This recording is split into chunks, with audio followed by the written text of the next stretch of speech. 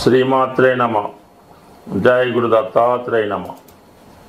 ఈ వీడియోలో మనం 2025వ సంవత్సరం మే నెల 14వ తారీఖు రాత్రి సుమారుగా 9-10 గంటల మధ్యలో మిథున రాశిలోకి మారబోతున్న గురుగ్రహ ప్రభావం వివిధ రాశుల మీద ఏ విధంగా ఉండబోతుంది అని పరిశీలించినప్పుడు ఏదైనా ఒక శుభగ్రహమే, అది మంచి చేసినా చెడు చేసినా జాతకుడికి చివరికి ఆనందాన్ని సంతోషాన్ని మిగులుస్తూ ఉంటుంది.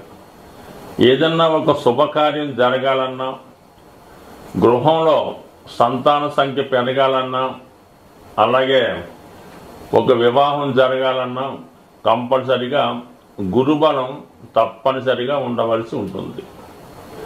నాడీ శాస్త్ర ప్రకారం గురువు జీవకారకుడు. గురువు ఏ రాశిలో ఉంటే ఆ కారకత్వాలు జాతకుడికి అనుకూలంగా రావడం జరుగుతూ ఉంటుంది. మరి ఏ గ్రహంతో కలిస్తే ఆ గ్రహం యొక్క ఫలితాలు జాతకుడికి అనుకూలంగా రావడం జరుగుతూ ఉంటుంది. సుమారుగా గురుగ్రహం శుక్రగ్రహంతో కలిసినప్పుడు అది స్త్రీ జాతకం అయితే ఆమె చాలా అందంగా, సౌందర్యంగా, మంచి లక్షణాలు కలిగి ఉండడం జరుగుతూ ఉంటుంది. అదే మగవారి జాతకంలో గురువు శుక్రుడితో కలిసినప్పుడు చాలా అందమైనటువంటి మంచి లక్షణాలు కలిగి ఉన్నటువంటి ఆర్థిక పరంగా మంచి కుటుంబం నుంచి భార్య రావడం జరుగుతూ ఉంటుంది.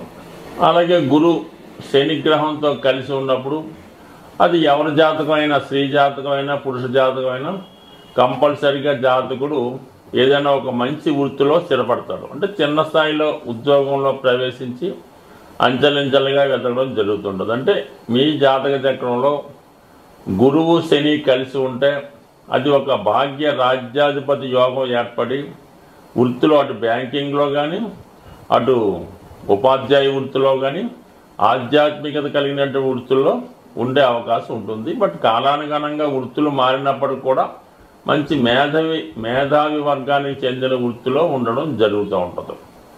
మరి ప్రస్తుతం ఈ గురువు మిథున రాశిలోకి ప్రవేశిస్తున్నాడు. అంటే మిథునం అన్నది ఒక విధంగా చాలా ఎడ్యుకేటెడ్ సంబంధించింది, వ్యాపారానికి సంబంధించింది, విదేశ ప్రయాణానికి సంబంధించింది, కమ్యూనికేషన్ సంబంధించింది. ఈ రాశిలోకి గురుగ్రహం ప్రవేశించడం వల్ల ఆటోమేటిక్గా జాతకుడికి కొత్త కొత్త ఆలోచనలు వస్తుంటాయి, కొత్త వ్యాపార అవకాశాలు వస్తుంటాయి, విద్యా విషయాల్లో కొత్త విషయాలు తెలుసుకోవడం కూడా జరుగుతూ ఉంటుంది. సరే, ఈ రాశిలో ఉన్నటువంటి నక్షత్రాలు పరిశీలించినప్పుడు మిథున రాశిలో ముందుగా గురువు కుజగ్రహ నక్షత్రం అయినటువంటి మృగశిరలో ప్రవేశిస్తాడు. దానివల్ల ఈ కుజుడు సంబంధించినటువంటి ఫలితాలు అంటే ఏదైనా స్థిరాస్తి కొనుక్కోవడం, ఉద్యోగ ప్రయత్నాలు ఫలించడం, అలాగే అన్నదమ్ములతో సఖ్యత ఏర్పడడం, ముఖ్యంగా రుణాల నుంచి బయటపడతారు. ఎప్పుడు ఈ గురువు మన మృగశిర 3-4 నక్షత్రాల్లో సంచరించినప్పుడు. దాని తర్వాత రాహుగ్రహ నక్షత్రం అయినటువంటి ఆరుద్రలోకి గురువు ప్రవేశిస్తాడు. ఇది జాతకుడికి కొత్త అనుభవాన్ని ఇవ్వడం జరుగుతూ ఉంటుంది. ఒక సాఫ్ట్వేర్ రంగంలో కానీ, సినిమా పరిశ్రమలో కానీ, మెడికల్ రంగంలో కానీ ప్రవేశించడానికి జాతకుడికి అవకాశాలు రావడం జరుగుతూ ఉంటుంది. అయితే రాహు ప్రభావం వలన జాతకుడు కొద్దిగా అనెతికల్గా, చట్టానికి విరుద్ధంగా ప్రవర్తించే అవకాశం ఉంది. బట్ కానీ విదేశ అవకాశాలు చాలా బలంగా వస్తాయి. విదేశ మిత్రులు పరిచయం అవుతారు, విదేశంలో ఉన్నటువంటి మిత్రులు సహకరిస్తారు, విదేశ అవకాశాలు కూడా రావడం జరుగుతూ ఉంటుంది. అదే ఆరుద్ర నక్షత్రం తర్వాత పునరుస నక్షత్రం అంటే జన్మ నక్షత్రంలోకి ప్రవేశిస్తాడు గురువు. అంటే ఇంచుమించుగా 1, 2, 3 నక్షత్రాలు సొంత నక్షత్రం మీద ప్రవేశించినప్పుడు జాతకుడు చాలా సర్వశుభాలను ఇవ్వడం జరుగుతూ ఉంటుంది. సొంత నక్షత్రం మీద ఉన్నప్పుడు తను స్వతంత్రంగా గురువు దేని కారకుడు అవుతుంటాడు, ధనకారకుడు అవుతుంటాడు, అలాగే సంతానకారకుడు, విజ్ఞానకారకుడు, జ్ఞానకారకుడు, సౌభాగ్యకారకుడు, ఐశ్వర్యకారకుడు, అలాగే మీరు చేయనటువంటి పుణ్యాన్ని ఈ జన్మలో ఇచ్చే విధంగా, అంటే గురుగ్రహం అనుగ్రహం ఉంటే సాక్షాత్తు విష్ణుమూర్తి, దక్షిణామూర్తి, దత్తాత్రేయుడి యొక్క అనుగ్రహం ఉన్నట్టే జాతకుడికి కలిసి వస్తుంది.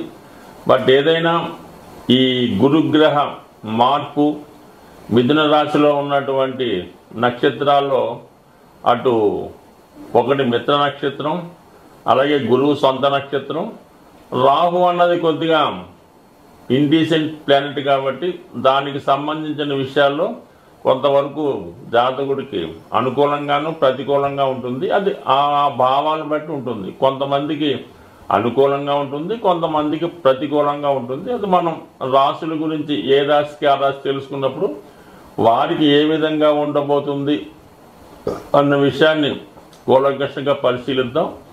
అలాగే మిథున రాశులు మిగతా రాశుల వారికి ఏ భావం అవుతుందో ఆ భావం వాళ్ళకి మంచి ఫలితాన్ని ఇవ్వడం జరుగుతుంటుంది. అలాగే మిథునం నుంచి తులారాశిని చూస్తాడు. అంటే తులారాశి కారకత్వాలు సినిమా పరిశ్రమ అనుకూలంగా ఉంటుంది, సాఫ్ట్వేర్ రంగం వాళ్ళకి బాగుంటుంది, అలాగే విదేశ ప్రయాణాలు చేస్తారు, కొత్త విద్య నేర్చుకునే ప్రయత్నం జరుగుతుంది. ఇంకా అలాగే కుంభరాశిని కూడా వీక్షిస్తాడు. ఇది సాధారణంగా ఏంటంటే కొత్త ఉద్యోగానికి, ఆర్థిక పరంగా విజయానికి కూడా కారణం అవుతుంటుంది. అంటే ఇవన్నీ ఎవరికి ఏ భావం వస్తే ఆ భావం, అంటే ఈ మల్టిపుల్గా యాక్ట్ చేస్తాడు గురువు. ఎక్కడుంటే అక్కడే కాకుండా తను ఏ భావాన్ని చూస్తుంటాడో ఆ భావ ఫలితాలు కూడా జాతకుడికి గోచార రీత్యా అందించడం జరుగుతూ ఉంటుంది.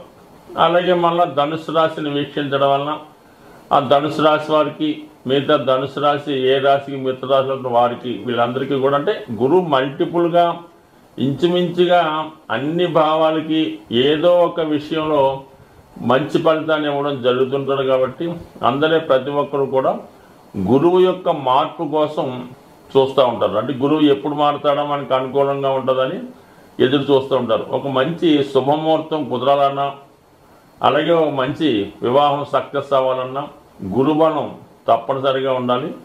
మరి అటువంటి గురువు ఈ నెల 15వ తారీఖు నుంచి పూర్తిగా మిథున రాశి వారి మీద తన ఫలితాన్ని, ప్రభావాన్ని చూపుతున్నాడు. మిథున రాశితో పాటు ఇందాక చెప్పిన విధంగా మరొక 3 రాశుల మీద కూడా తన శుభ ఫలితాన్ని చూపడం జరుగుతుంటుంది. బట్ కూలంకషంగా డీటెయిల్గా ఏ రాశికి ఆ రాశి తెలుసుకునే ప్రయత్నం చేద్దాం. స్వస్తి. శ్రీమాత్రే నమః.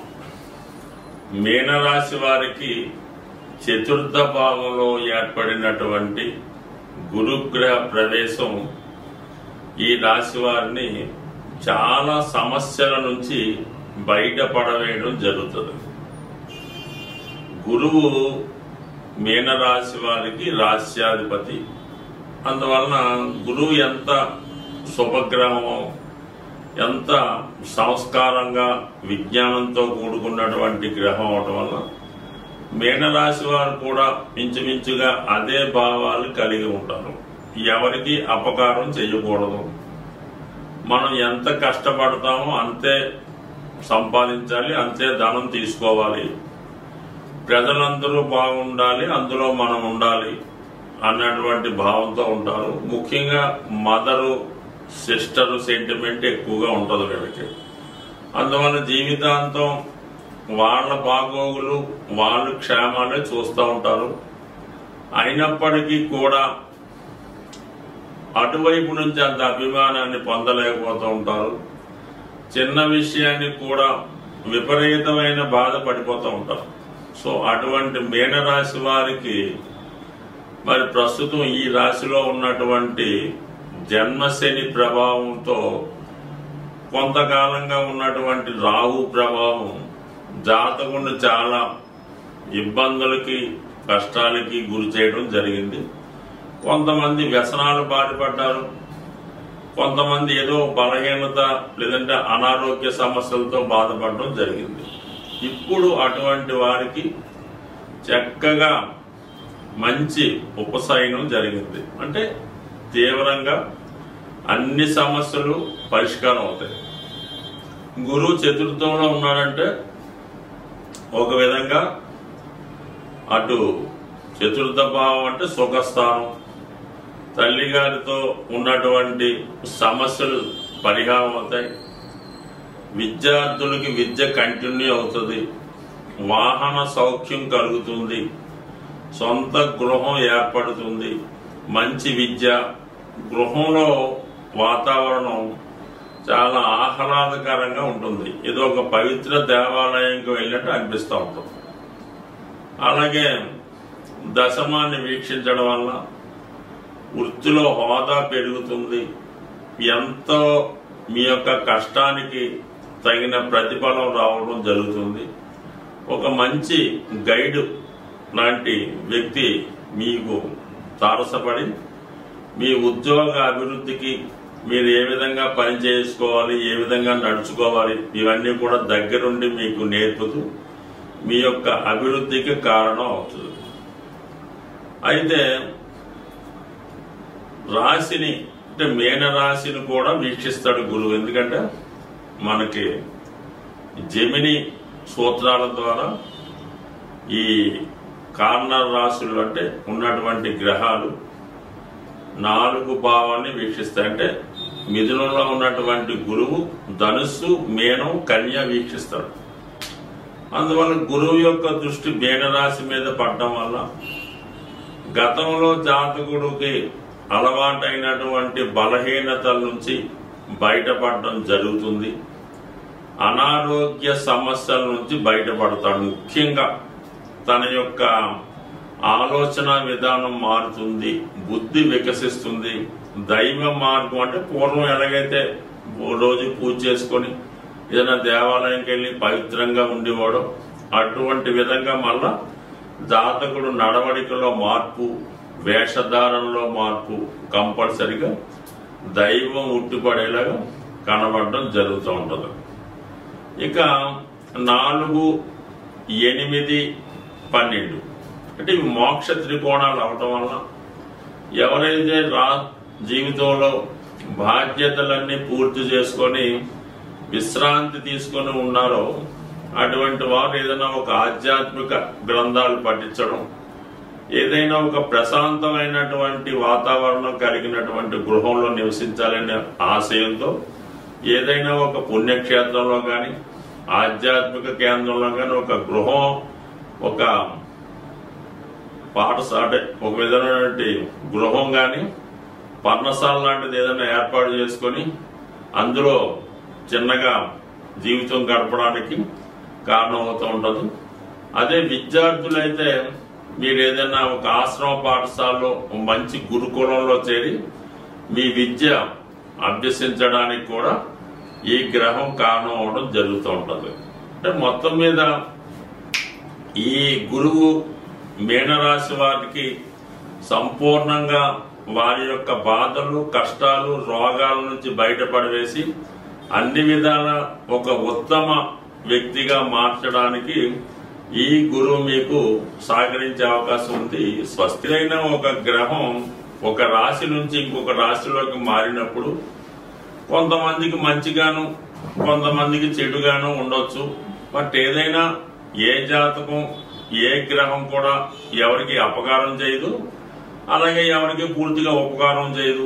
మనం చేసుకున్న దాన్ని బట్టి, ఆ గ్రహాన్ని మనం అనుసరించిన దాన్ని బట్టి ఆధారపడి ఉంటుంది. ముఖ్యంగా గురువు అంటే గురువు గ్రహ అనుగ్రహం కోసం మీరు చేయవలసింది ముఖ్యంగా ఏంటంటే దత్తాత్రేయుని యొక్క ఆరాధన. అంటే ఏదైనా గాన్గాపూర్, పిఠాపురం లాంటి క్షేత్రాలు దర్శించడం, అంటే గురువుకి ప్రతిరూపమైనటువంటి సాయిబాబా గారు, రాఘవేంద్ర స్వామి అలాంటి క్షేత్రాలు కూడా దర్శించడం.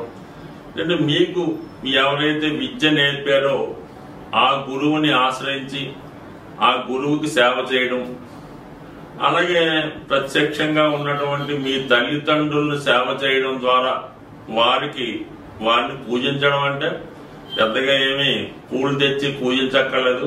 వారి యోగక్షేమాలు తెలుసుకొని వారిని నిందించకుండా గౌరవంగా చూస్తే చాలు. ఈ విధంగా మీరు తల్లిదండ్రుల్ని, విద్య నేర్పిన గురువుని, ఆ దత్తాత్రేయుల వారిని పూజించడం వల్ల గురుగ్రహ అనుగ్రహం సంపూర్ణంగా రావడం జరుగుతుంది. అలాగే మీరు ఈ త్రిమూర్తి స్వరూపమైనటువంటి దత్తాత్రేయుడు కుదరదు అన్నప్పుడు డైరెక్ట్ గా విష్ణుమూర్తి, వెంకటేశ్వర స్వామి, శివుడు, అలాగే దక్షిణామూర్తి ఈ విధంగా పూజించడం వల్ల కూడా మీకు కంపల్సరిగా గురుగ్రహ అనుగ్రహం లభిస్తుంది. వీటన్నిటికన్నా సూక్ష్మంగా మనం ఈ రెమెడీస్ చేసిన వెంటనే ఫలితం రావాలి అనుకున్న వాళ్ళు గోసేవ. మీరు ఏదన్నా గోశాలకు వెళ్ళి గోవుని దర్శించి, అంటే గోవుకి సేవ చేయాలి. ఆ గోశాల శుభ్రంగా తుట్టం, ఆ గోవుకి శుభ్రంగా మంచి గాలి తగిలేలాగా ఓ పెద్ద ఫ్యాన్ ఏర్పాటు చేయడం, అక్కడ పరిసరాలు శుభ్రంగా ఉంచి ఆ సేవ చేయడం వలన ఇమ్మీడియట్ గా మీకు ఫలితం రావడం జరుగుతూ ఉంటుంది. ఆ విధంగా చేయనా పర్వాలేదు. ఏదన్నా మరి ఒక దేవాలయాన్ని చాలా శుభ్రంగా పరిశుభ్రంగా తుడిసి, సీకుడితో తుడిసి, కల్లాపు జల్లి ఆ దేవాలయంలో సేవ చేసిన మీకు గురుగ్రహ అనుగ్రహం సంపూర్ణంగా లభిస్తుంది. ఒక మాట ఏంటంటే, గురుగ్రహ అనుగ్రహం ఉంటేనే మిగతా గ్రహాలన్నీ కూడా అనుకూలిస్తాయి. గురుగ్రహ అనుగ్రహం లేని రోజు మీరు ఏ గ్రహానికి ఏ దేవతకి ఎన్ని రకాల పూజ చేసినా ఏ విధంగా కూడా ఫలితం లభించదు. స్వస్తి.